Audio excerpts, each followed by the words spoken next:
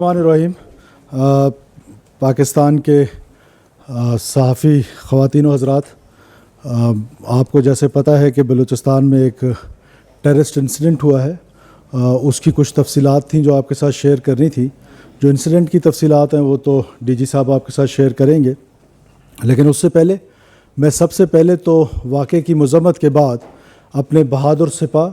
अफवाज, FC Balochistan और law enforcement agencies, जिस तरीके से ये मुश्किल टेरेन में ऑपरेशन किया गया और जिस तरीके से हॉस्टेजेस को रेस्क्यू किया गया, मैं समझता हूँ कि वो बहुत काबिल तहसीन है और उस अमल की जितनी भी तारीफ़ की जाए वो कम है। उसके बाद जो इंटरनेशनल कम्युनिटी के साथ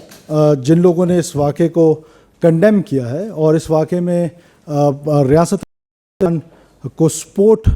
एक्सटेंड करने का कहा है और इस वाक़े की मज़म्मत की है, मैं उस इंटरनेशनल कम्युनिटी का बलूचिस्तान के लोगों की तरफ से बहुत शुक्रगुज़ार भी हूँ, जिसमें United states of America, China, Russia, UK, Iran, Turkey, Jordan, UAE, Bahrain, EU, United Nations के जनरल सेक्रेटरी, जो EU के एम्बेसडर हैं यहाँ पाकिस्तान में,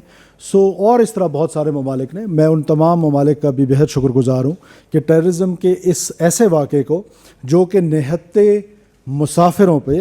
किया गया और बलूचिस्तान की रवायात में या बलोच रवायत में इस तरह के जो वाक़यात हैं उनको बहुत ऐसी नज़र से देखा जाता है जिसका बलोच रवायात से कोई ताल्लुक़ नहीं है। आपको पता है कि बहैसियत बलोच हम बड़े रवायतों के अमीन हैं, हमारी हिस्ट्री जो है वो बड़ी रिच है, लेकिन बदकिस्मती से इन दहशतगर्दों ने उन तमाम रवायात को पामाल कर दिया है। इसलिए मैं अक्सर कहता हूँ कि ये इनको बलोच ना कहा जाए।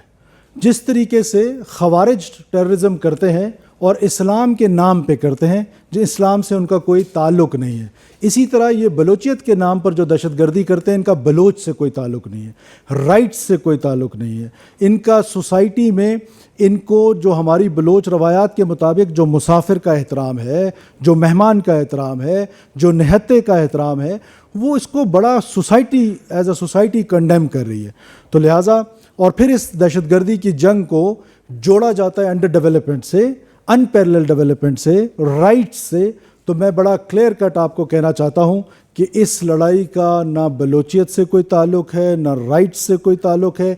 प्योरली ये ईविल फोर्सेस हैं, टेररिस्ट हैं, जो खुदा न खास्ता पाकिस्तान को न सिर्फ डिस्टेबलाइज करना चाहते हैं जबकि पाकिस्तान को वायलेंस के ज़रिए तोड़ना चाहते हैं। तो इनको एज अ टेररिस्ट ही ट्रीट करना चाहिए और एज अ टेररिस्ट ही ये फैसला हुआ है इनको ट्रीट किया जाएगा। अब